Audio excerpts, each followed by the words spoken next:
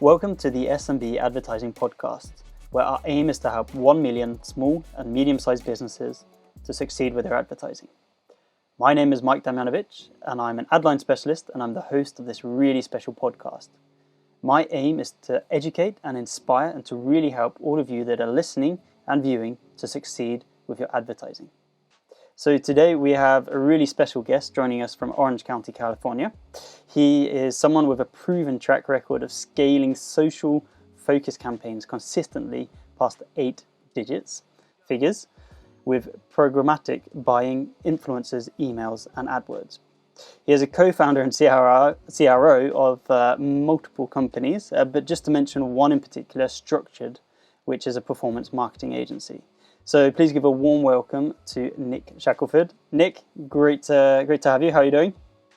I'm fantastic, man. I'm a little bit bundled up at the moment, but for California, for being cold, it's mainly, I think it's like 66, 67 degrees Fahrenheit. So I don't know what that is in Celsius, but it's technically not cold, but for us Californians, it is. Right, yeah. Here it's like minus 12 degrees Celsius. Also not sure what that is in Fahrenheit, but that's also not cold for us. I'm just joking. So, yeah, it's really great to have you here, and thanks for setting aside some time for us. No problem. We're actually going to be talking about something quite new. To our listeners, and something that we've not actually touched on. So I'm actually really excited to dig in. And this is obviously covering Twitter. So Nick, perhaps we could start with your experience with Twitter, how you built your following. I think it's 0 to over 34,000. Perhaps we could just start with that to kick off. Completely, man. I think the why it's so relevant is obviously all the things going on with the acquisition, Elon Musk, and all the things that are happening around Twitter is now getting a lot of people thinking and talking about Twitter. And I view it from three different core points, and this has always been the main way. Obviously, as a CRO, I'm in charge of revenue, I'm in charge of eyeballs, I'm in charge of partnerships, whether it's on the agency side, whether it's on the event side, or whether it's on some sort of on-demand side. And we've been doing this for, on Twitter specifically, this is the first year we did it. And so it's myself and then my co-founder, Chase Diamond. And the way that we approach this is like, Twitter is essentially, and I'll take this straight from Elon Musk, it's a town hall of opinions and conversations. Oftentimes, the things that do best on Twitter are very much controversial, what we like to call hot takes, something that you make a stance and you be very absolute on, which is difficult because there's nothing in life that is like one thing only. And I think on Twitter, where you look at growth, and I'm very intentional about this. Like, this isn't an accident. Like, growth, as you mentioned, I think I just now passed like 35. From the time that you wrote this to the time where I'm at, it's like 35.2. And by the end of next year, the goal is to double that. And the only way you do that is consistency of content. So when I look at it from a viewpoint of you and I, like as a service provider, as more of a content distribution channel, or as what I'm trying to advise brands are thinking about, should you even be here? Which is a question that I always like to ask, is like, should you? And I know you might have some thoughts or assumptions around this, so I'm curious to know what you feel initially about this. Yeah, I mean, in terms of, one of our questions is it important for companies to be on Twitter in 2023, and why? From our standpoint, depending on, I think organically, it's great to be there, and also to have this conversational what's the word? Opportunity. This conversational opportunity. But when it comes to, I think, perhaps advertising, what I understand from it is that you want to try to focus your advertising to sort of significant world events, because that's when you can suddenly get your message across to several literally million people at the same time. So, for example, the World Cup, which Argentina just won, that probably had, I presume Twitter was buzzing at that point. So if you're there and you can sort of be relevant at that event and at that time, then it's a great way to sort of boost your growth. But I'm not entirely sure when it comes to sort of startups and smaller companies. Do you have any sort of take on that, Nick? I do, yeah, and you beautifully led me right into it. I think relevancy and timeliness is extremely important on it. Which, if you look at an SMB in this lower range revenue, or maybe someone just beginning, Twitter, the speed in which you need to be on Twitter and the speed in which you need to respond to Twitter is significantly higher than it would be on Facebook, Instagram, YouTube, etc. Because there's more production that needs to be involved in that. But this is quick, witty, and a comment, right? And I think the first thought process here is I'm going to look at it, and you mentioned on an organic standpoint or like on a paid standpoint for the opportunity of return, right?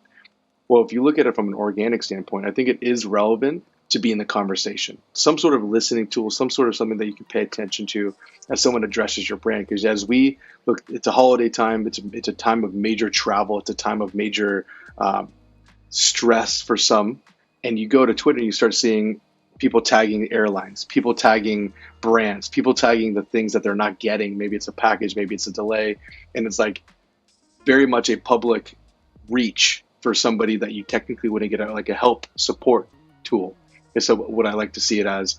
And on the smaller side, I'd be cognizant of having a presence there, not necessarily sharing a post, because if it isn't relevant, it does come across as trying a little bit too hard. And I've seen this.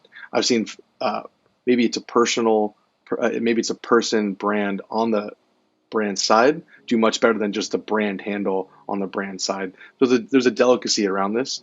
And in terms of coming from a paid standpoint, and you look at what's running that right now, because they're scrambling to get that ad revenue back to the platform. Elon's been extremely public about this, and a lot of actually companies in the EU has completely stopped based upon their beliefs, based upon a lot of their angles, and he's been very, very public about how to get these people back.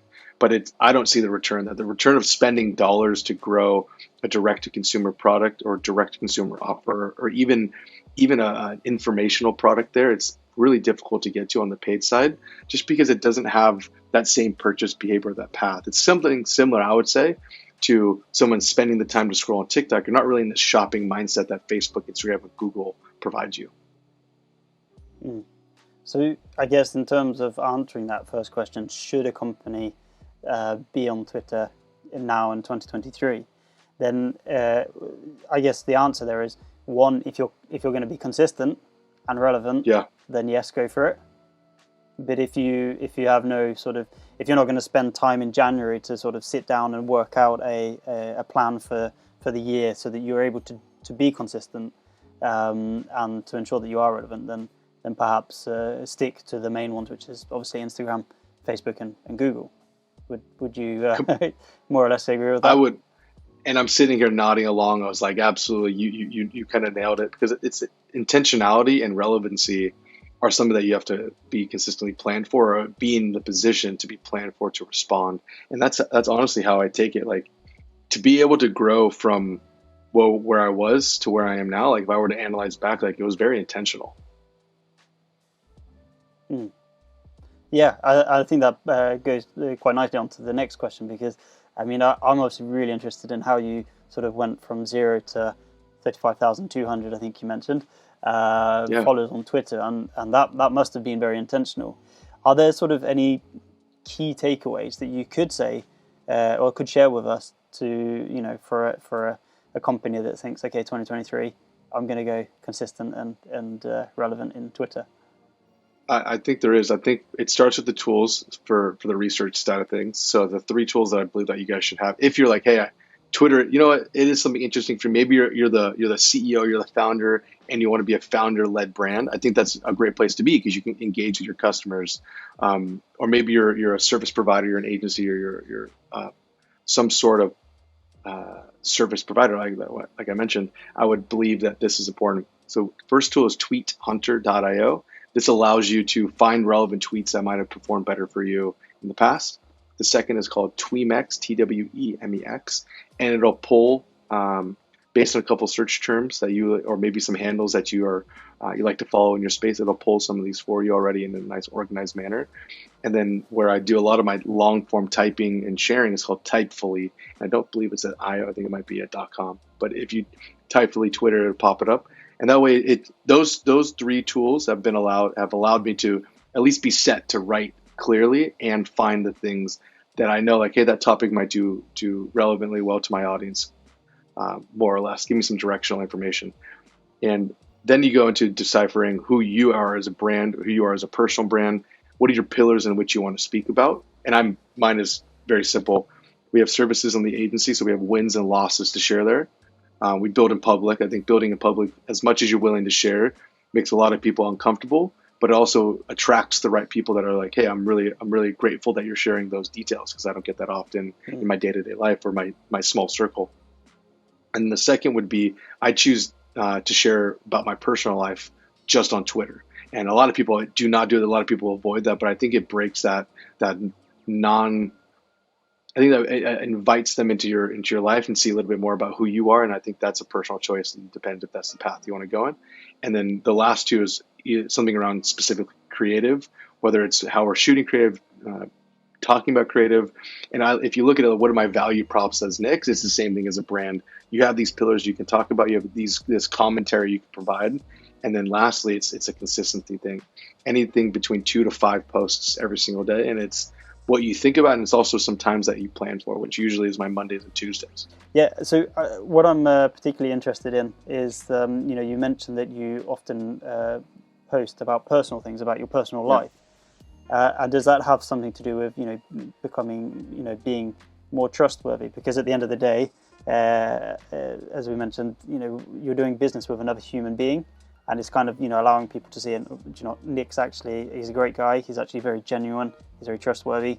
This is who he is. This is someone that you want to do business with. Is that along the right lines there? I think so. You don't try to plan to be authentic. You just try to be authentic as much as you can. And I've learned things to share, things to not share. But generally speaking, if you have alignment on who that person is, just as a person, regardless of the business they are a part of, regardless of the things that they support, there's a likelihood of them wanting to be involved with you on a business standpoint if a lot of your congruencies align. Like, I think there's levels of relation that I live in my personal life on a day-to-day basis, and at least in the social sphere, without getting too intimate or too deep on this right now, I would say if you have things in common, it's very easy to have something to conversate about or find alignment on or find trust within. And so anytime you can do that on a public sphere, especially when it's 1 to thousands versus a 1-to-1 basis, I always try to take my opportunity on that. Yeah. Are there any other sort of key takeaways that you can think of that you think are worth implementing? I think the social listening aspect of being very timely with it goes a long way for Twitter. And what I found out and why I've spent such a time investing there, my 2023 plan is to invest as much time as I can there, as well as LinkedIn, for two various reasons, because of the levels of quality of humans and the level of quality of intentionality around the two platforms. When you do it correctly, I think the reward is worth the investment of time. You don't need to really care about who follows you, because unlike Instagram, unlike Google, unlike Facebook, you share something and it can get picked up anywhere. And a lot of the times, the biggest people or the most noteworthy people just slide into your DMs and have conversations with you and you didn't even expect, or they started to follow you, didn't even expect it. So I think it's being okay with how small things are at the start, knowing that it is being seen and there is impact there. And Twitter, like, the access you get is incredible. The difference between sliding into someone's DM on Instagram versus sliding their DM on Twitter, you'd be shocked at how often you get more response rates on Twitter than it is on Instagram. And I've taken advantage of that. Amazing. So 2023 is obviously looking like a tough year, at least from our point of view, but it's also looking like a very exciting year, and it's going to have its own opportunity. So with that said, are there any Twitter trends that you could share with us that you think are particularly meaningful? I think specifically the current buzz around the platform is because of all the things being shared on Elon and all the things being shared around what happened at Twitter and the takeover. I do believe that's going to subside. He will step down as CEO and somebody else be put into place. So the attraction, the love for the platform could potentially die from the newer people. But it did just grow a massive user base very quickly because a lot of people wanted to pay attention. So the two things that I'm currently watching, what's the sustainability of their monthly active users and their daily active users? if that's the case, I think it would be worth a small allocation of budget or allocation of test for brands and personal brands or agencies or service providers to spend on the platform just to see how the responses happen. And I know as I'm recommending to other people, small budget, carve it out. It's probably similar to what you guys would have tested on TikTok. But I believe it's worth the time and investment because the costs might be a little bit more of an arbitrage. And then lastly, I believe the type of content needed there, if you have the right research and you have the right tools that I mentioned earlier, might give you a good place to start just to try. Because there's a lot of scheduling and planning that you can do and automation that you can build. And I think that's a big takeaway there. Yeah, amazing. So, I mean, there we have it. Really, we've done our first episode on Twitter from one of the best in the industry. Nick, thank you so much for your time.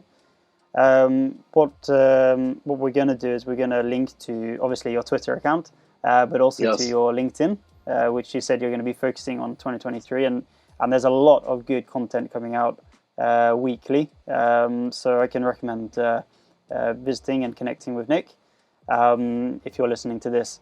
But just to recap, then, is it important to be on Twitter in 2023? Both yes and no, depending on whether you are going to be consistent and relevant.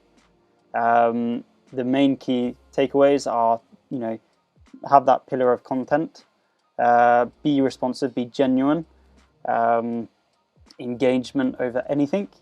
Yeah. And then just in terms of the excitement that we currently have with Mr. Musk as CEO, that may die down, but it's still a very relevant place for people to be. Absolutely, you nailed it. Thank you for doing such a beautiful sum up. I do my best. I've been trying.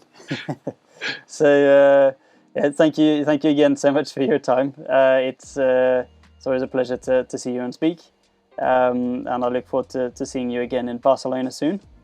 Absolutely. I'll see you soon. Yeah, thanks for your time. Okay, guys, thanks you so much for listening and for viewing. That's Nick Shackelford talking about Twitter, trends, what to do, what not to do. We've got all the information linked in this episode and all the tools that he's recommended using. So please check this out on our website also.